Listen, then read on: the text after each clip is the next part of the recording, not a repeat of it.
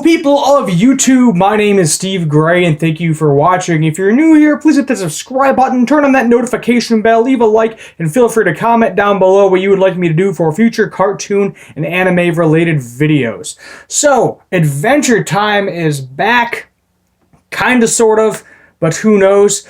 So today we are talking about Adventure Time Distant Land Season 1, Episode 1, BMO. So these are going to be a series of 4 episodes, each being about 45 minutes long, which is kind of interesting because Adventure Time in itself, each episode was about 15 minutes long. I think they were initially a half hour long in the beginning, but then for whatever reason, everything seemed to get switched to about 15 minutes long, kind of doing the robot chicken thing later on. With that. So that's why you see all these episodes, because, you only got 15 minutes to fill an episode up. So that's why there's going to be like twice as many episodes as there kind of should be, because most things usually run for about a half hour. So this was an hour special. It's going to be a 4-parter. I don't think the stories are going to connect. I think they're just going to be all 4 separate things on HBO. We're going to get them every, I believe it's, what is it today? Friday. So it's going to be Thursday, because I believe it came out yesterday. It took me a bit to figure out where to watch it. So yeah, you're probably going to get these reviews on Friday for the next 4 weeks, including today. Or 3 weeks after this week, I should say, because there's 3 more episodes left. But anyway, let's get into it. So this is all about BMO. And I haven't watched Adventure Time in forever. It's not really on Cartoon Network anymore, so the only way you're watching it is if you buy the DVDs. I don't think there's any Blu-rays of the show as far as I'm aware of, or you find something online to watch it. And what I am very curious is, why did Cartoon Network, because the branding of Cartoon Network was there, but at the same time, for whatever reason, they didn't show it on TV or their online streaming platform, which to me doesn't make sense, because Adventure Time is an extremely popular show. Still is an extremely popular show. Many people have watched it. Out of the last, I'm going to say roughly 5-ish years or so, maybe 5-6 years. It was that and a regular show were the only really 2 good shows, most people would say, on Cartoon Network. Everybody's generally all together was saying Teen Titans Go is trash with the animation and the story, but everybody seemed to like regular show and Adventure Time. Those were the 2 go-tos after the era of like your Ed, Edd n Eddy, Courage the Cowardly Dog. I'm trying to think what else was on there. Grim Adventures of Billy and Mandy, Foster's Home for Imaginary Friends. It's like they had all these great shows, and then it just seems like it progressively got kind of worse. And then we got Teen Titans Go. But regular show and Adventure Time very much so stuck. Even though I think I was in probably high school at the time when they came out, somewhere around there. But basically, this entire episode revolves around how BMO ends up meeting Finn and Jake, because at the end of it, we see Kid Finn and Kid Jake kind of sitting there, like play fighting each other in the treehouse, and I thought that was pretty interesting. So we learned that BMO was actually meant to go to Mars for whatever reason. Obviously, him and Football, his imaginary friend, or himself in a reflection, you could say, we're meant to go to Mars. But then this robot thing kind of comes out of nowhere, jacks him to some other dimension or something. And if you remember like that I think it's like a 1970s movie, don't know the name of it, but it's like everybody's in pods. They all end up dying by the age of 30 for whatever reason. It's kind of like that. We have crab people, we have bunny rabbits, we have octopuses, we have elves, are kind of the main ones. And then we have, like, the cattle are like giant floating cloud faces, which the octopus people eat. I know it sounds crazy, but it's all true. And basically, the gist of it is BMO saying, I'm going to be the sheriff of this place. We're going to get everything back together, good to go and going. I'm going to help everybody out. So BMO is kind of all gung-ho, trying to help everybody out, not really looking at the big picture. We run into something called CMO in the garbage chute, which is basically an off-brand BMO that Hugo, who is like the head of this dome arena, built. However, we learn from CMO that Hugo basically is evil. He was actually a human from Earth when Earth was kind of on the brinks of collapse. He brought some people to an alien race, and then the alien race was like, hey, this is how you survive, teached him very much so how to live and thrive. And of course, he decided to take all of their stuff over and ended up killing all of them. Now, I'm not a major history buff, maybe a little bit, but what does that sound like to you? Maybe the Europeans coming over and killing all the Native Americans. Let's not get too political in here in this review, but it reminded me very much so of that history-wise. So he ends up getting turned into an elf, possibly immortal at this point. You know, elves live extremely long. I don't think they can really die unless somebody physically kills them. But he stumbles across the pods, and then basically he is out for number one. His entire, premise, his entire character is out for numero uno, and he is creating this pod and stealing the best parts from all the other pods around him in order to create this kind of chamber, this, unity pod is what they call it, and it's basically just him surviving, draining the power out of everybody else's, killing everybody else, and him surviving, which is pretty messed up. And of course, BMO ends up stopping it, saving the day with the help of Wi-Fi. So, which like WI and the actual number 5, not her real name is Y4, but Y5 is the name she wants to give herself, and that is the rabbit girl that is also there with BMO the entire time, and we grow to enjoy her character throughout the course of this 45 minutes.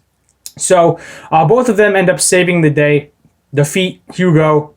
And then they're going to basically all work together now in order to get the few pods that are still manageable back together and live in a society, obviously, and try to cooperate with one another, fix everything up, and do what they got to do to live the rest of their lives, is kind of how they are. But and then basically how BMO ends up helping out is Hugo needs this gem, and it's in this jungle pod, which the gem is mutated into all these different crazy things. And basically, if you're an organic life form, this is basically like going on death row, going into this jungle pod. You are going to die very, very quickly.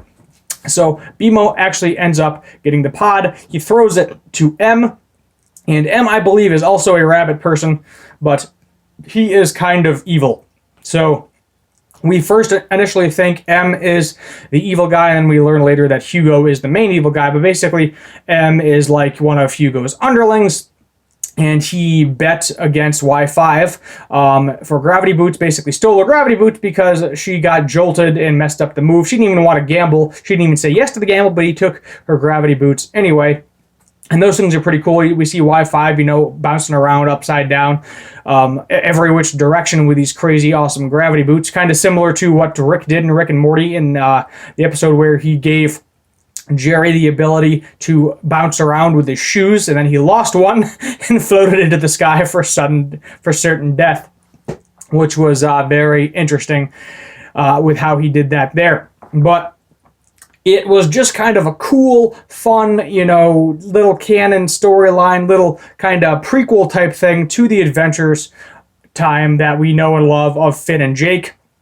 And we got to see it all play out, got to see how BMO got there. I mean, we already kind of know BMO's creation story with his Pop, how he created all these different units. And it's definitely interesting that Simo knew what BMO was and that he was still alive. BMO did almost die at one point, so that was very dramatic. It was like, oh God, BMO's dead. No, what is happening?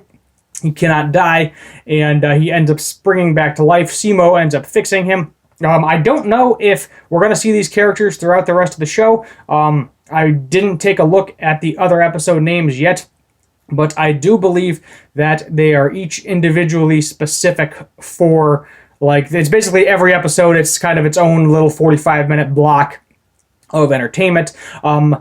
I think HBO maybe is going to take over Adventure Time altogether, HBO Max. It is a possibility. We'll see how well it does. The issue is there's just so many friggin' subscription services now.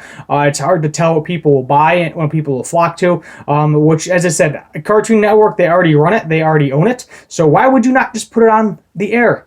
Maybe they're trying to capitalize on it, get some extra money because they realized that everybody wanted a little bit more Adventure Time when it ended, and they're just trying to milk that cow for all she's worth. But who knows what's going to happen with that. But it was just kind of a feel-good, delightful adventure story. It was classic Adventure Time. You had the hero going around trying to save the civilians, and everything works out in the end. The bad guy, yes, he's still technically alive, but he also loses because now he's stuck in a broken pod in space. And the robot and him, basically, there's like this little. The best way to describe it is a circular eye, floating eye. It's like a maintenance robot who helped BMO out very much so throughout it. And him and Hugo are now trapped in space, and I don't know if Hugo's going to die. We don't really know the end to that story, but Hugo's floating out in space in that Unity pod forever. They're kind of like a Darth Vader in A New Hope. So there's like references to a lot of different things in here. There's also two little bugs that remind me very much so of Stimpy and the Brain, where they're always plotting these schemes and trying to steal this stuff to create all of these crazy things. And basically they're trying to hijack like this vending machine type thing. It's kind of like a 3D printer type deal is the weirdest way to describe it. But then BMO and Y5 end up saving them, and they're like, yeah, we can teach people how to steal stuff, or collect stuff from junk areas to make better stuff. I thought that was pretty hilarious. But I don't think I can kind of fall in love with any of these characters, obviously, because I've only gotten 45 minutes with them. I don't know if I'm ever going to see them again, so that might be a potential issue down the road if all of these characters are kind of one-offs, where we're never going to see them again. Unlike kind of like the Fiona and Cake, where that was kind of like the gender bender thing. Everybody fell in love with those two. This I can see people definitely enjoying the characters, but I don't know if they'll thoroughly fall in love with them, because if every episode is kind of its own thing, own little side quest, I guess is the best way to describe it.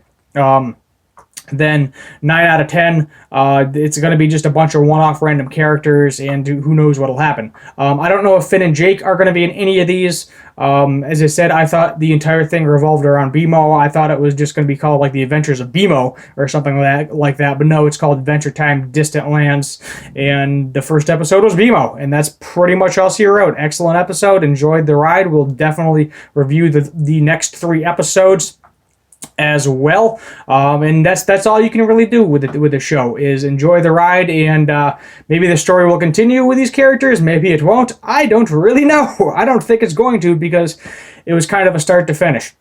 So if we look at it from kind of a like Adventure Time spiel with the 15-minute time runs, so 3, we'll say 3 episodes per one, so 3 times 4 is 12, so it's kind of like we're getting 12 episodes out of it, but not really, if that makes sense, because they all correspond with their respective storyline. It's probably going to be like every single one wraps up within the episode itself, but maybe we'll get to see more of these. I honestly don't know. It all depends on how these 4 episodes do, how many people get that HBO Max subscription, which I had to get a 7-day free trial because I could not find the show online anywhere, which I was not too happy about, but it is what it is. Sometimes you got to pay for stuff if you want to watch it.